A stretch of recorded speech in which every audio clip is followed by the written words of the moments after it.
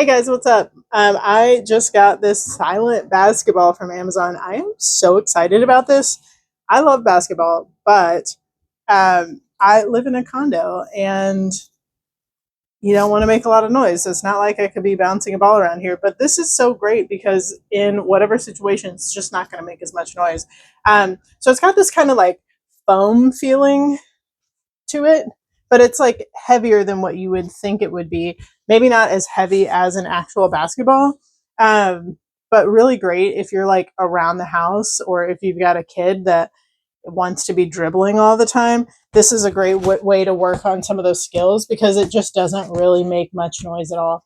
Of course, you hear like a little bit of a tap sort of on the floor, but it's just so much more quiet.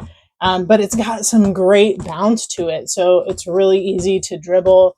You could, work on your under the leg skills, of which I have none. So I won't be demonstrating that for you. But I'm super excited about this. It's just so cool.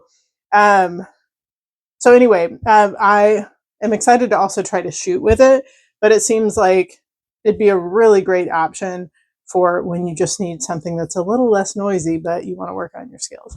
Anyway, hope that's helpful for you. Have a great day.